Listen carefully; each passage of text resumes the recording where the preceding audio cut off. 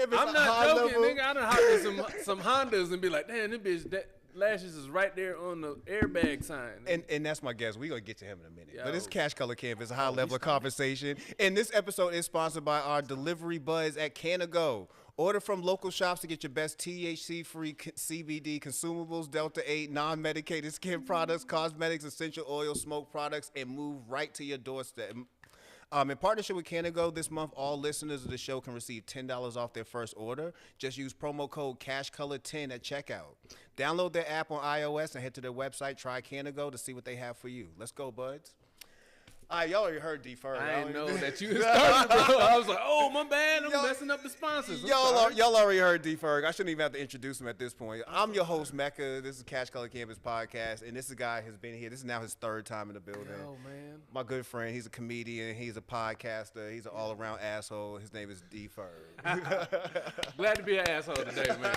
You need assholes in your life, man. Bring back bullying 2023. Stop it, man. You know, I love having Ferg on because Ferg's one of the people you could just have a natural conversation about. Like, we can go from everything from weed to women to really everything, man. Ferg is a real well-rounded kind of conversation, man. But that's how it be, man. It's life, man. When you live life, you can talk about anything. Real talk. Yeah, now I feel like I've seen the evolution of Ferg too since you've been on the show. Like when I first met you, you wasn't doing the podcast. You was actually working for Tyler Perry still. Yeah, man. I remember them days. Yeah, that was a throwback, man. Bro, I was so tired all the time, man. You work 16 hours and then go in these comedy streets right after and then do it again. I used to be so tired, bro. What was it like working at Tyler Perry Studios? It was dope, bro. Like, I don't know, man. It's like you don't know you at Wakanda until you leave Wakanda and you be like, damn, I had it good, man. You wake up, it's a gym there, it's a shower there. Yeah. You could work out before you go to set. Go to set, you work in there, you go right back, you do it again. But it's really heavily fortified. Like, if you ain't supposed to be there, they gonna come get you. I believe it, man. Like, it don't seem like a place that you can sneak on, even though it's big as hell. Like, no, you can't sneak on that. You gotta be a spy to sneak onto that. There's no way, because they are stopping you as soon as you get to as soon as you stop taking pictures and you come to a gate where you see a dude dressed like a butler. Is that really how he has it? No. I was about to say, the security depends. Sometimes the security, you don't know who security is sometimes, but you know, like, if you work there, you're like, that's security.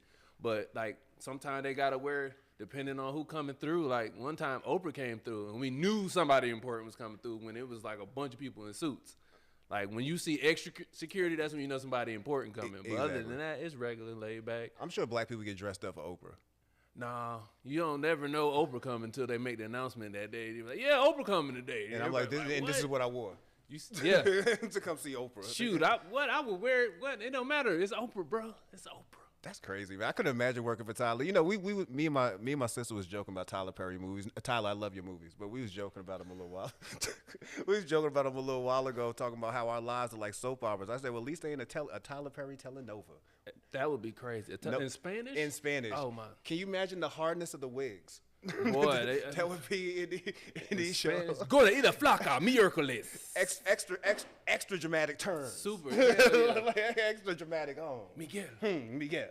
They be playing Miguel be a black dude, man. I love black dudes with Spanish names. Like, I know so many Jose's since I moved down to South. You know a black Jose, bro? I know plenty of black Jose's. Are you serious? I do not know a black Jose. Bro, since moving down south, I met so many black Jose's. It's not funny at this point. Damn, man. I see why they call it Little Mexico and shit, man. Like, y'all deep in the culture here. Nah, it is a lot of Mexicans when you go near Druid Hills and Buford Highway. It be tons of Mexicans. Oh, all day on But Buford, Little Mexico, ain't that, that's this way. That's that way, yeah. That's that way. Yeah. That's that way, man. All right, but like I said, I got my boy D Ferg. And for those who don't know, man, Ferg, explain to them how you found your way into the world of entertainment. Real talk, I found my way into entertainment when I was a kid, actually. Like, I was always shooting with a camera and like, just telling my homeboys, like, you do this, you do that, playing wilding out in the kitchen and shit, and having, like, just have family over. And then when I was, like, 19, I ended up working for, it was an old school music festival at my hometown. It was Isley Brothers, it was Frankie Beverly and Mays, and I knew the promoter. All the aunties was out. Oh, bro. I ain't never seen old niggas with that much sauce in my life. Mr. Biggs had just had his, like, colostomy bag removed. He was walking like, you know, like, you old and you know, like, he trying to look fresh, but he old as hell. Like, everything's stiff, but he got bad holes around him, so he can't kind of play. Like, I watched that, and then it's like I worked it with the promoters and stuff. I had never seen that much money come through like a place at one time. Like I'm holding money for people that I know I'm not supposed to be holding. Like 5 bands hold this. This is for so and so, and I'm like, all right, I'm gonna hold this, and it's crazy, bro. Bro, was you on the honor system? Like you kept it? Nah, I'm not finna mess with it was like $10,000. I'm 19. I'm like, all right, I put it in my pocket. Yeah, I was like, it don't fit in my pocket for real. So like I worked there. I was working with like the family of the people. So like Mr. Biggs and the family and Bobby Womack's daughter. I remember her because she was so fine, bro. He had the baddest daughter I had ever seen. I saw her before she got dressed up. I was like, oh, it's Bobby Womack's daughter. And she came back with the club clothes on. Okay. And 19-year-old me, I skied. I had a little bit of pre-cum come out looking at her. Just a little bit. I was moist in the thighs. Man. And we did that. And once I graduated college, you know, I was working in television and film. And my cousin worked for BET. And she was like, if you move down here, you know, I could try to get you on something. So I saved all my money, got fired from a news station, drove in my car with my auntie. We flew her back up, and then the rest is history. I've been here. But all my family from here. So it's not like, it's kind of like coming back home. Where was you living before that? I was in New York. Really? How do I feel like I don't know that story? I didn't know you was from New York. Yeah, man. I'm from Rochester, bro. Yeah, my family used to sell drugs, so they used to sell all the drugs up in New York. That's the only reason why I'm up there. That's funny. He said all my family used to sell drugs. I'm not joking. That's the only reason why like 2 of us up here and everybody else down here. Hey, Joe, go downstairs and get the guests. Oh, yeah. I'm sitting here waving. Joe's like just still staring at me with a camera. He was like, yeah, he's gotta get this angle. Gotta get this angle. Great. But yeah, but since you came down here, you definitely had a chance to flourish. Like I love one of the people that you do work with. I'm gonna keep speaking this into existence until he comes on the show. Is Ronnie Jordan, man. The OG. I just talked to him today, man. That's man, crazy, how you always talking to him? He's never had a podcast. Cause he got a family and he live in Athens. True. He got peoples. Yeah, he got little kids that came out his ball sack. Yeah, so he got people. You know, he married and stuff, so that's different. Yeah. To get him out the house he got really like it. Got if I fuck with you and he be like with me, I be like, I got him with me. I know you shooting out. You gotta come. He'll pull up with me. Other than that, if you ain't paying him, he is not leaving. I was gonna say I'm not even hating because at this point Ronnie Jordan's on it. You got to book me level because he got people. He got people. When you got mouths to feed, I can't be taking random trips just down to Atlanta. It's so different because he really gotta like feed them kids from like just being funny, and that shit is crazy. And he been doing it for a while. Like I forget how long Ronnie Jordan's actually been on stage and be making people laugh, but he been doing that for a minute, man. Bro, he was 20. He came to my college and did a show at my college, and that was the first time I was like, yo, whoever he is hilarious, and it would be crazy that 10 years later I'd be right there working. That's crazy, man. You ever told him that story? Yeah, I remember what he wore, bro. I told him like, bro, you had on a brown Dickie suit. It was he had a whole brown Dickie suit, top and bottom, and he was selling his CDs afterward. Dope boy fresh. That's what's up, man. Yeah, you got a chance to work with a lot of amazing talents, like I say, such as Ronnie, also Tyler. Tyler's another one I love, bro. I never realized how dope he is till I look at his accolades. I'm like, damn, I forget Tyler is goddamn. This nigga is the man. Tyler's him right now. We talking about Tyler Chronicles. Tyler's him. Like I remember when Tyler came on the show.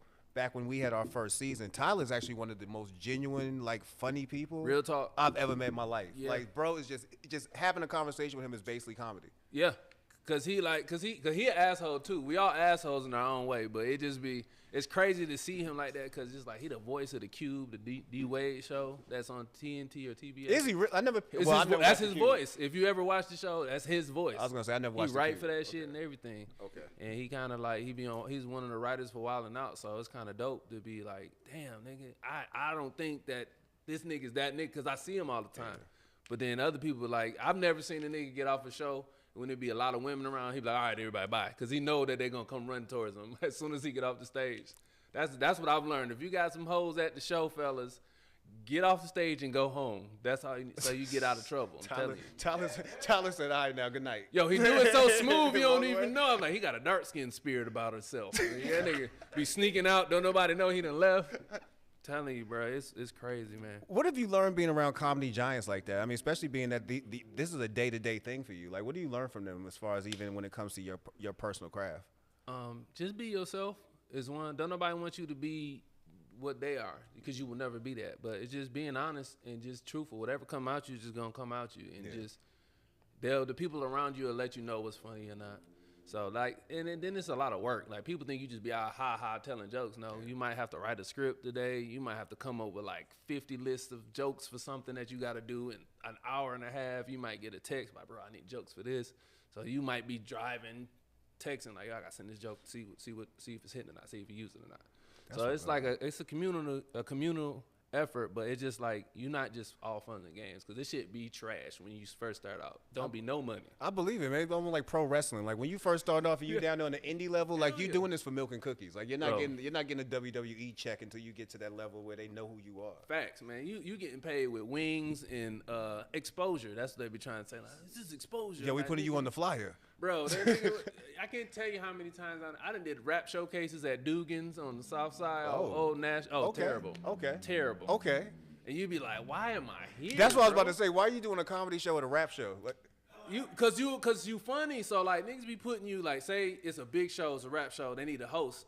Only person that can really handle a type of something like a rap showcase is somebody that's a comedian, because you got to think off the top real quick and keep everybody laughing and excited. Bro, you talking about being nervous? Because I feel like being a comedian at a rap show, automatically somebody in the crowd going to yell, "I can do that too." No, they can't. You know? Oh yeah, if somebody said like, "Please, I get this nigga the mic and sit there and just be like, let's see you die. Let's see you eat a bag of baby dicks in front of all these rappers with these fake chains on.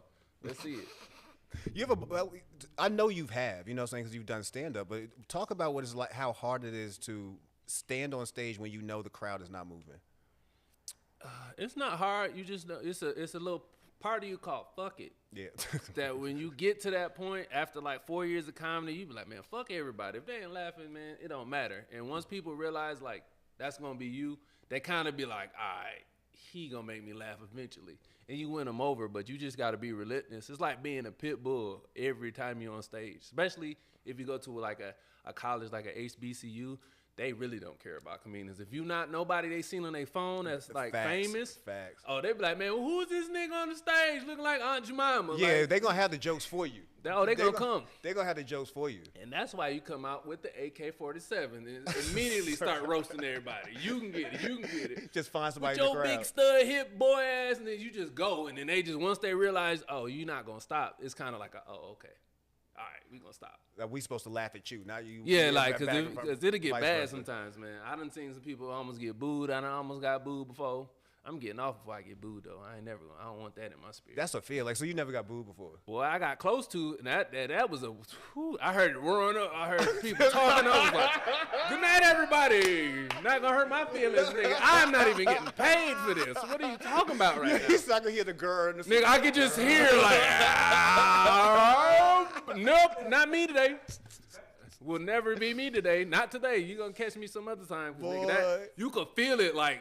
People get restless, niggas start checking their phones, they start talking, next thing you know, boo gonna come. I feel like it take a lot of heart to boo somebody on stage. Like you gotta have so much confidence in your personal self to see somebody on stage and be like, you know what? Boo!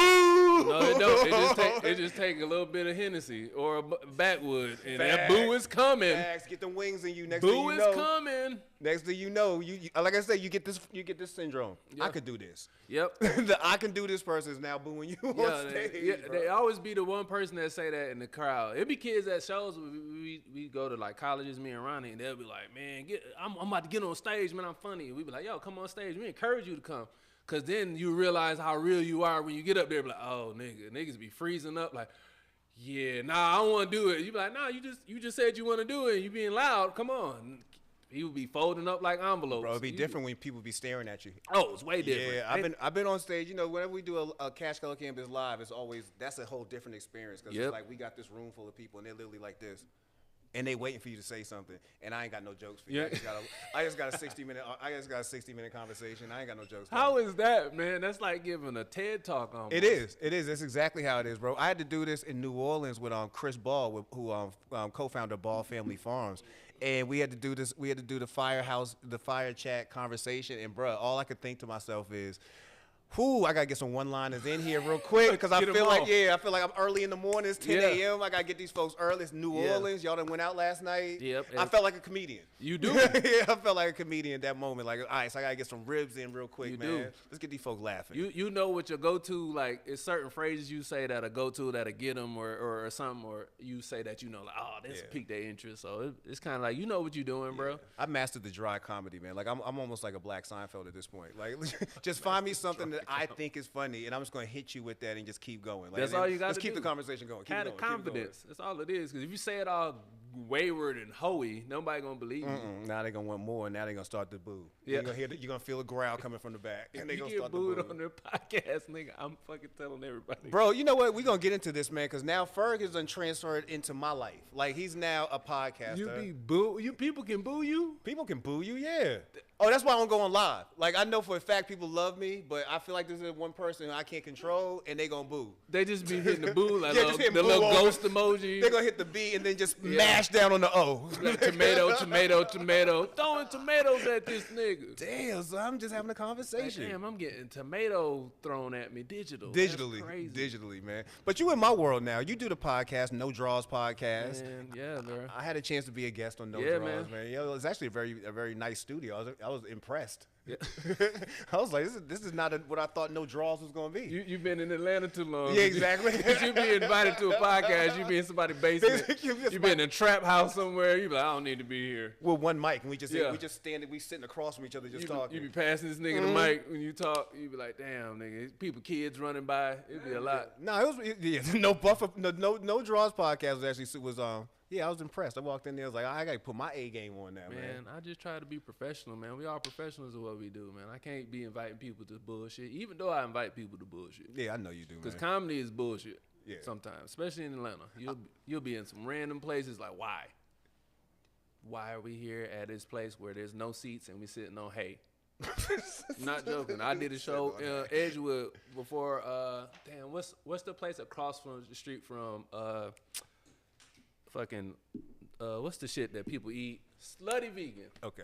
It's a spot across from Slutty Vegan they used to have, and before they opened up, they just let it do comedy. It was no seats in there. It was just crates and hay. And we was in there doing a comedy show, like 40 people in there. So my man speaking from experience, they sat on hay. It was on hay, bro. And I was like, why are you? Man, I'm not about to do that. And I'm here on performing. Yeah. Talk to us about how the podcast started, though. Like, what made you say, I'm gonna jump behind this mic and we gonna introduce No Draws to the world? That's a good question. I think it happened. I'm trying to remember. I think it definitely happened during the pandemic, bro. And my homeboy had a studio. And he was like, bro, I'm trying to shoot this, that, and the third. I think my first guest was Ronnie. Of course. First guest was Ronnie. He was like, yeah, Ferg, I'm only coming out because it's you and this, that, and the third. And at least he told you. Yeah. But I bribed him with Slutty Vegan. So the first episode, we was eating Slutty Vegan, talking about the burgers and stuff. And then it just went from there. And then I just had my homegirl who's in Zynga. Then it was Mr. Bankshot. Yeah. And Zynga on the TV show now. It was pretty dope. Mr. Bankshot was on there. I didn't know that. Yeah, Mr. Bankshot was on there. I actually just had him back at the studio. And he actually a homeboy. I've like, we done shows together and everything. Like when I first started. So like, didn't nobody know me. He was super big. We just was like, oh, this Mr. You the nigga who seen that nigga gay.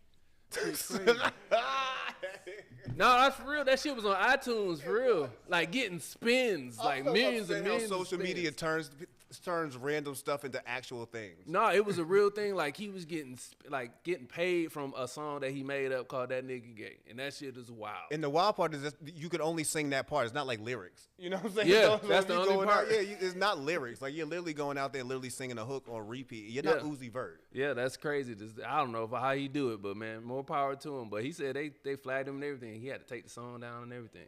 I believe that. Yeah, you can't. Apparently, you can't sing that nigga gay a lot, and with no lyrics, no, you can't. Like that shit is crazy. It's just literally a hook of you saying this over and over again. You can't apparently. So now I know what I can and cannot say. Yo, he ruined hot dog eating. Yo, every time I see nigga eat hot dog, I be like, damn. He ruined hot dog eating in public. Like I can't believe how many people you would wait for you to eat one, and all of a sudden you hear it in the background. You like, nah, I'm good. Eating baby carrots is scary. Boy, we childish, man. So Bankshot, but you've had a lot of amazing guests come through there. Yeah. No, I think you're right. Ronnie, Bankshot, and Zynga. I'm trying to think who else I've had. Shit, Trey Mo. I don't know if y'all ever know the dude who had the puppet Keisha, and she be doing all of them jobs. He's the one who created. Oh, I've been seeing her on Facebook. Yeah, that's him. Yeah, he did voice behind Keisha. He the man. He the madman behind that, bro. Yo, I love Keisha when she be at the phone service. Yeah, him. Yeah. He the homie for real. Shit, who else? I'm trying to think.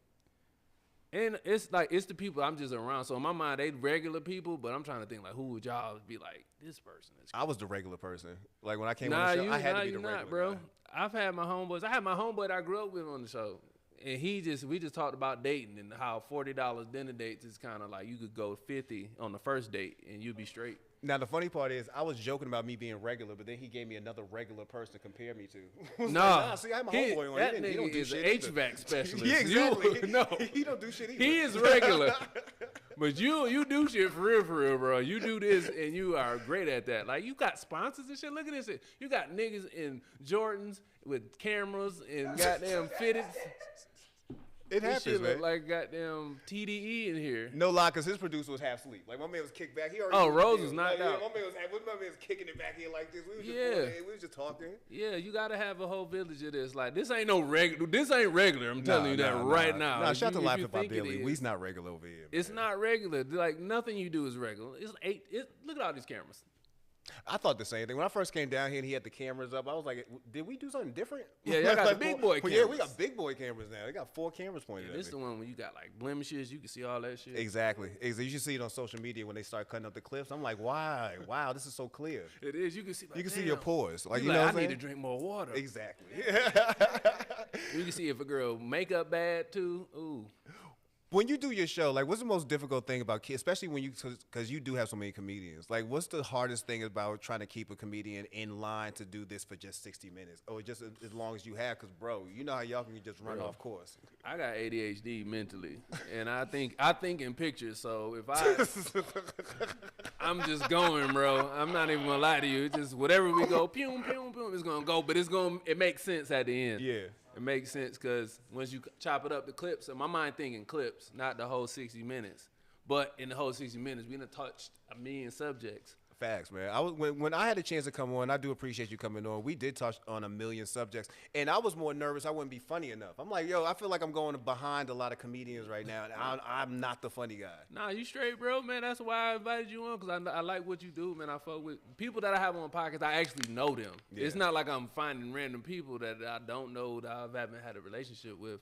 And it's like, oh yeah, I know you. Come on, let's do this, bro. It's gonna build up everything we doing. So I don't be tripping about it. So even if you're not funny, you just something funny gonna happen. Yeah, exactly. We are black. Exactly. Keep the conversation going long enough. Something funny gonna come out your mouth. Somebody gonna say something crazy they wasn't trying to say. Mm-hmm.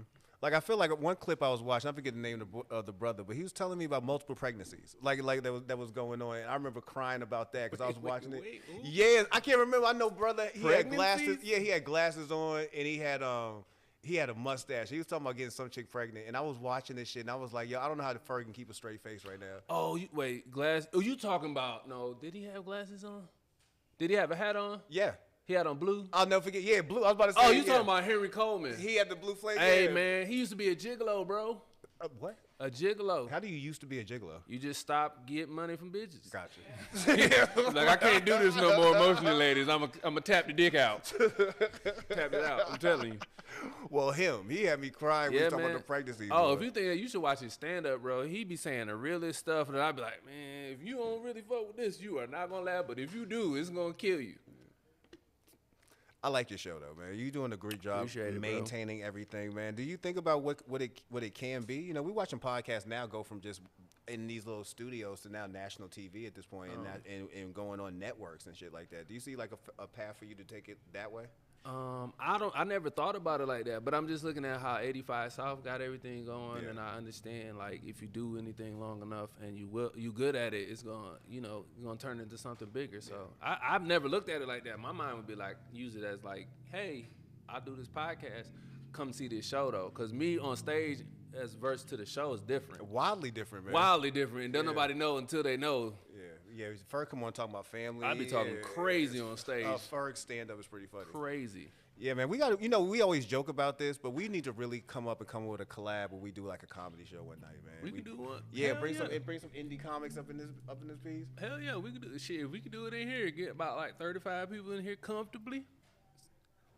Especially for those who are big hipped. No, some people sitting on the table because we definitely ain't got hay bales or nothing like that. We ain't got enough seats. Nah, them be the best crowds when it be like 30, 40 people because you can really talk to people. Like I don't really like going to like the clubs. It seemed cool when you look at like this nigga's at a comedy show. Like nah, I need to be. It's a place I don't need to be telling jokes at. Bro, I really like how that has where the comedy scene has evolved. It's almost like you doing pop-ups. Like you might be at a taco stand somewhere. Yeah, you know what I'm saying? Doing a whole show. It's no longer about having to be at the comedy club per se. Cause I get to like comedy club, cool. You gonna get them jokes, but you just like it's cheesy. The music come on, the punchline. You be like, all right, this shit feel like the '80s. Coming to the stage, Dexter or Ferguson. That's how I feel. But if you got one where you like, it's your people. They come out to see you. Y'all just have, it's like a family reunion. You get to bring BYOB. If you smoke something, you smoke something. And then you just have fun. Yeah.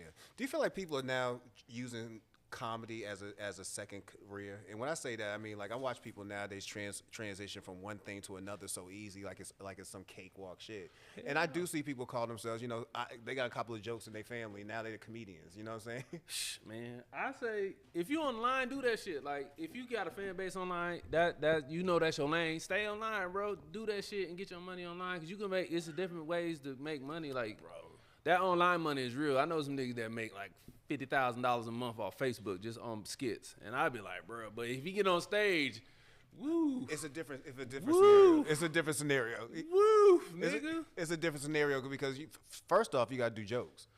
Nigga. They ain't gonna wait for the skit to evolve. Yeah, you can't. like they need you to come through. But people that book comedy shows, like they don't care about that. They just want you to put booties in seats. Yeah. So they just really be like, this nigga gonna put 30, like gonna sell this bitch out twice. Oh hell yeah, book this nigga. They gonna do that, and it's just up to like if you've never been to a comedy show and it's your favorite person, they gonna go see it. But sometimes it might not be what you think it's gonna be. Yeah, man. Who's your favorite comedian right now? My favorite comedian, I don't know. It varies as I go through this shit. It go through weird, silly shit, then it go to serious political shit. I would say right now, I would say my favorite person to watch is Ronnie Jordan, bro. Like I don't ever not laugh at anything that's gonna come out this man's mouth because he be saying the most ridiculous shit, and you be like, you said you ain't have nothing 5 minutes ago, then went on stage and we all peeing a little bit. Yeah. How? Fact. I gotta see. Who's my favorite right now? I ain't gonna say she's my favorite right now, but if she threw a special on right now, I mean, she as far as I'm concerned, she's undefeated with specials. That's Ali Wong. Oh yeah, undefeated with the specials, bro. Cause she got a nice little niche of like what she do. I was like, oh yeah, I get it. I fuck with it. Cause I ain't never seen it before. Like bro, I've never seen a woman just be on stage pregnant and telling jokes. The joke she told about fucking that homeless dude, and the homeless dude jumped out the car and ran and told his friends. You gotta tell me this joke. She gave a homeless niggas pussy? Yeah. She didn't know he was homeless. She said we was in San Francisco. She wasn't sure he was homeless, but they ended up talking. They ended up hooking up. So he said, "Yo, can you just drop me off at the corner?" She was thinking he maybe had somebody or something like that. So she drops him off at the corner, and she realized he's homeless when he runs to his homeless friends, and tells them what he just did. Oh, she gotta go to Ali Wong funny. Ali Wong funny, bro. She might be sick. You done gave a homeless man some coochie. Ali Wong funny, man. But yeah, I gotta see a Ronnie Jordan, like a straight Ronnie Jordan. Yeah, a straight one. You'd be like a straight set. You'd be like, nigga, how is this nigga not having a Netflix special? Yeah, because no lie, you've been seeing Ronnie Jordan since then. I want to say Comic View days. Like he's really been moving for a while. It's crazy to see. It's amazing to see the evolution because he like in my mind he like the comedy version of Juicy J.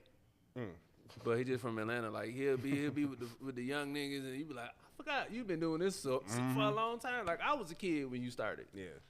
That shit is crazy to see. But I'm gonna say who the local ones that don't nobody know. Not even local, but just Los is one of my favorites too, man. Los is definitely one of the ones I be like, if you catch it stand up outside of 85, it's different than what you get from 85. Yeah. That shit is way different. And Clayton English. I was about to say Clayton. Clayton another one because he can do white places, black places, political. He can go everywhere. So it's just like, damn, you can do all of that. That's all in your mind. Yeah. You ain't write none of that down.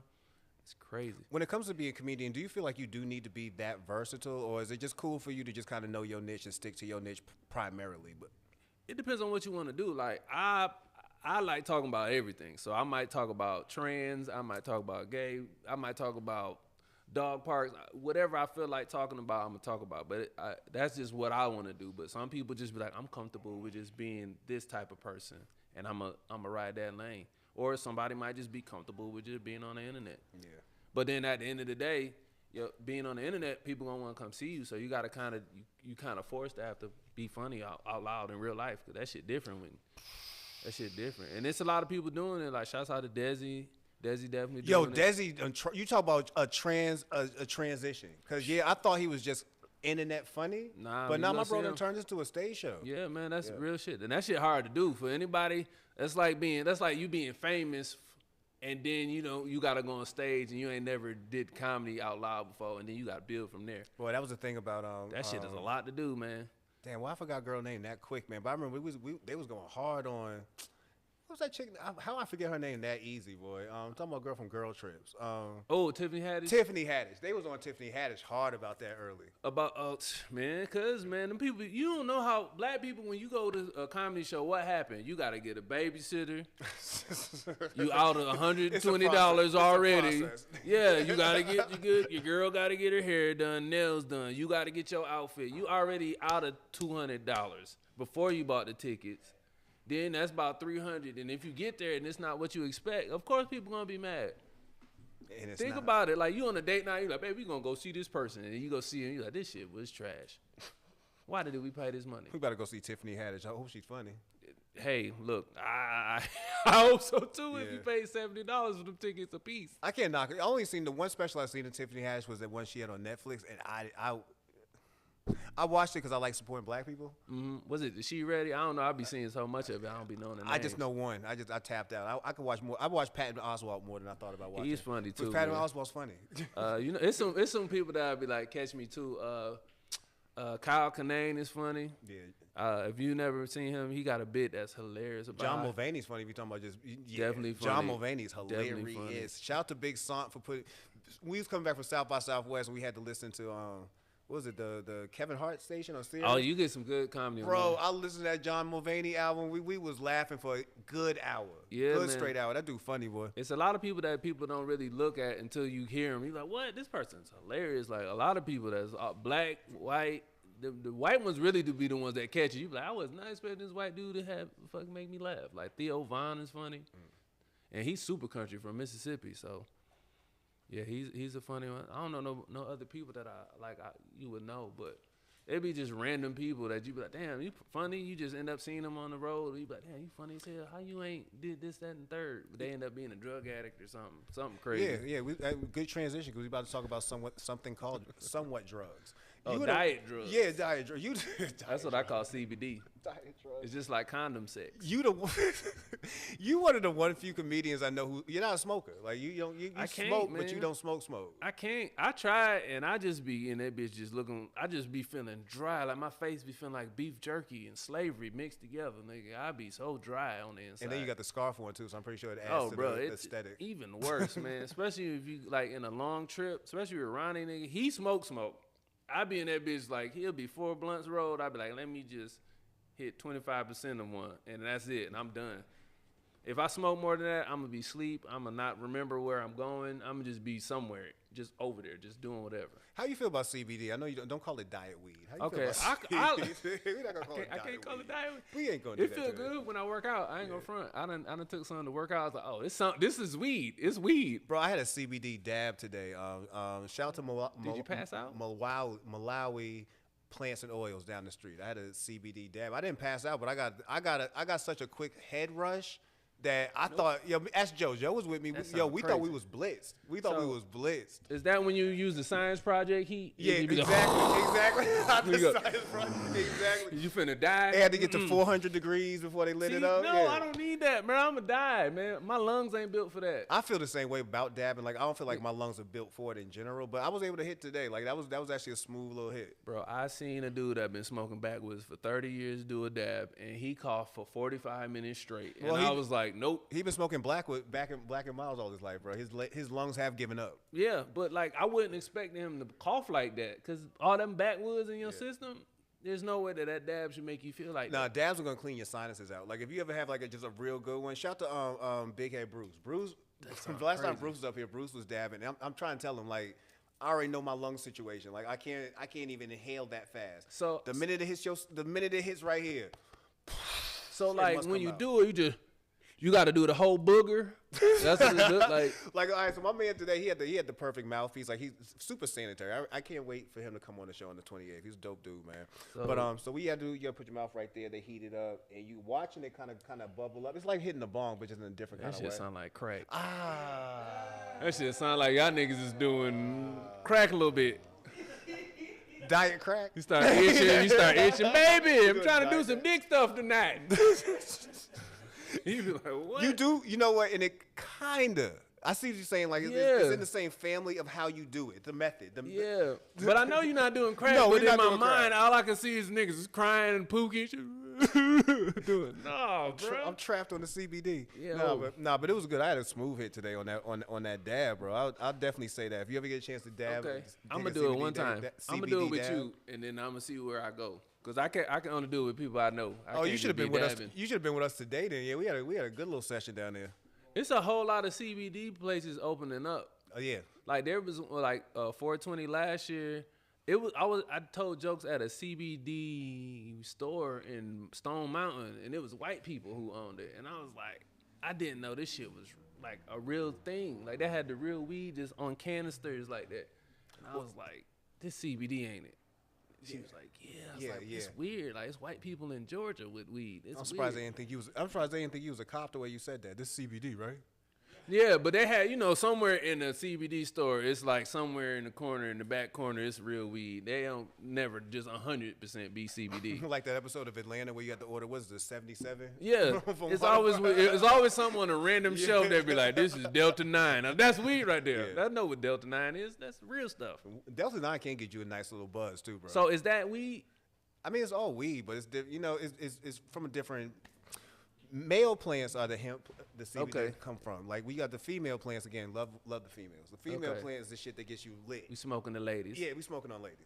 But the male plant is where you get the hemp and you get the hemp buzz and shit like that. So it's all in the same. Wait, so CBD is hemp? Wait, so we smoke. So CBD Delta 8 is the male plant we smoking? Yeah, you on the male side. You smoking on niggas?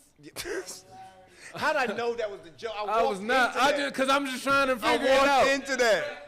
I walked into that joke. Okay, that makes sense. Yeah, you smoking on him, yeah. Smoking on a nigga named Darius. That's wild. Oh, you named him. So now it's personal for you. Damn.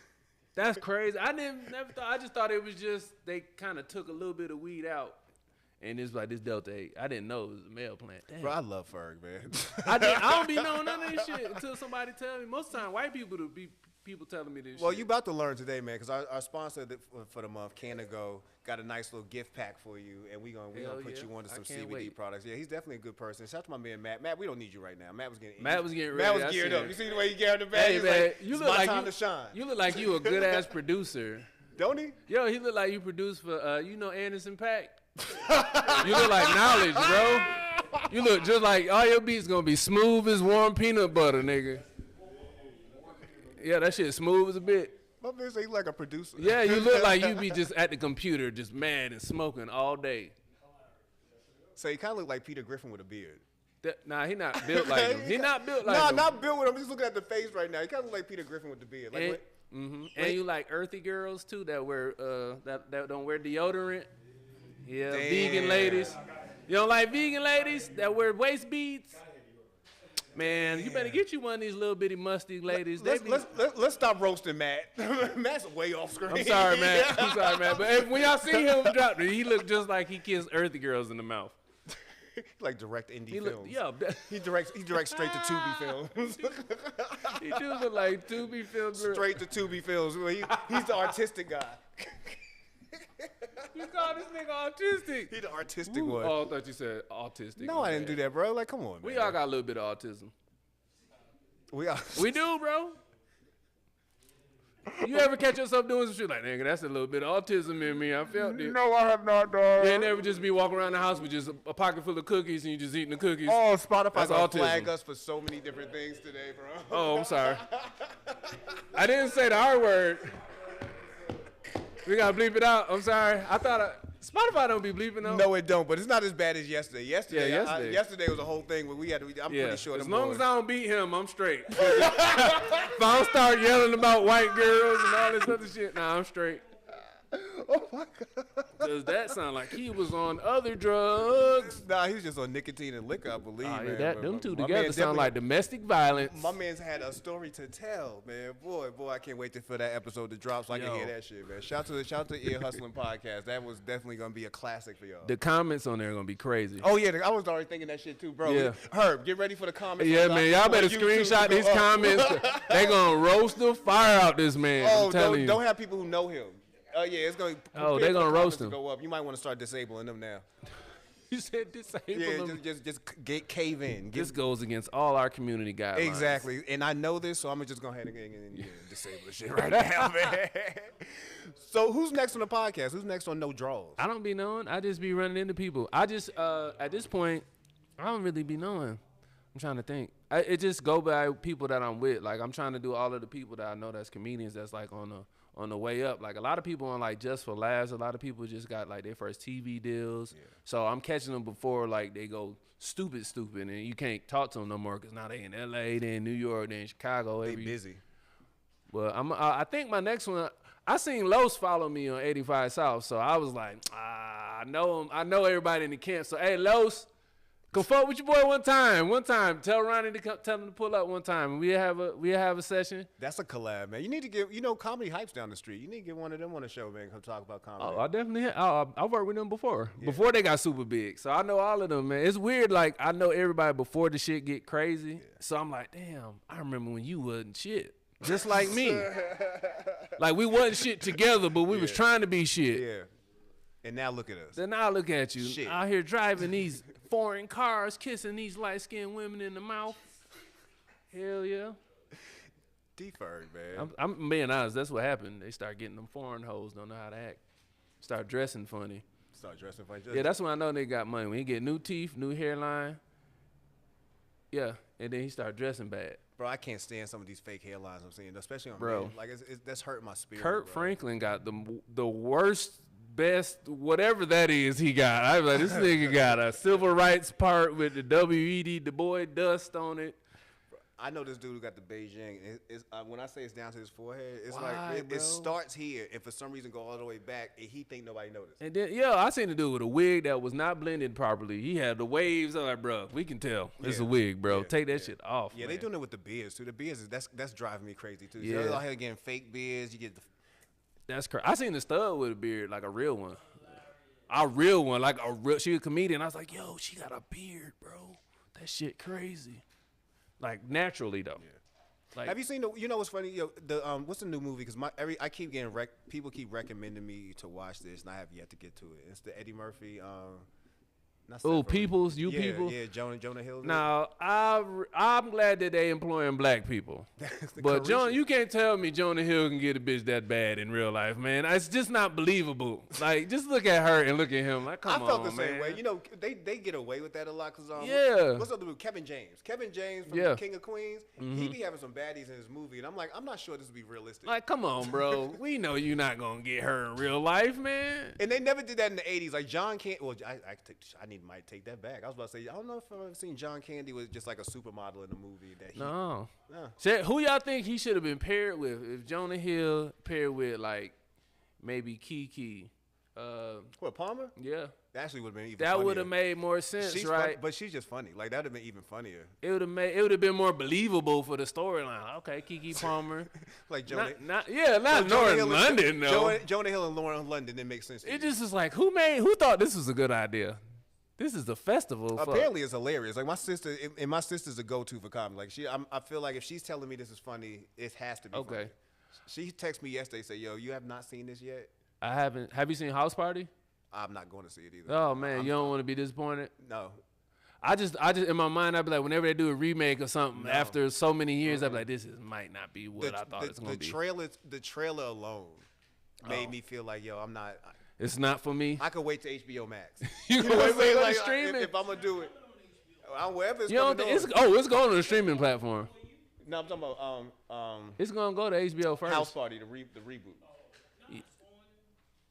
What's the name on it? Disney. Oh, so it's gonna come on Peacock first then, and then it's gonna make the rounds. It's just like maybe then. It's gonna go. When I saw the trailer, I was like, nah, man. Like, nah. I ain't like Coming to America. The second one. I was like, bro, they made it PG-13. And I need it to be R. I need to hear all the swear words. I need to hear the bitches and the hoes and all that. But they employed all the black people. Yeah, I'm here for the employment of black people. They employed the city of Atlanta. Like if you had a talent, come down. Oh yeah, Nav is in there. There's a bunch of people, man. I know they paid them well because they was in L.A. a lot, and them L.A. checks be nice. L.A. ain't cheap. L.A. is not cheap. I don't know how people be living out there. I see why you a gigolo in L.A., man. I'd be dropping some meat off on some white lady if I had to live in L.A. You paying rent, Meredith? Hell yeah. Dropping that meat off on your forehead. Meredith. Ferg, if somebody wanted to support your podcast, if somebody wanted to follow you online, if somebody even wanted to book you, how can they do that? You can go online. You can go online. My email is info@therealferg.com, or you can just go on my DMs. Everything is right there. It's a sheet that you can have to book me too. So it's a booking line too. So I'm kind of getting expensive. Hey, look, I am one phone call away from having a comma in all my invoices. So I'm letting y'all know I'm not joking. I wish I was joking on my mama. It's gonna go up. So yeah, man. As soon as I get this phone call back from the studio, you know who you are. Y'all need to hurry up, stop bullshitting, go ahead and get this money right.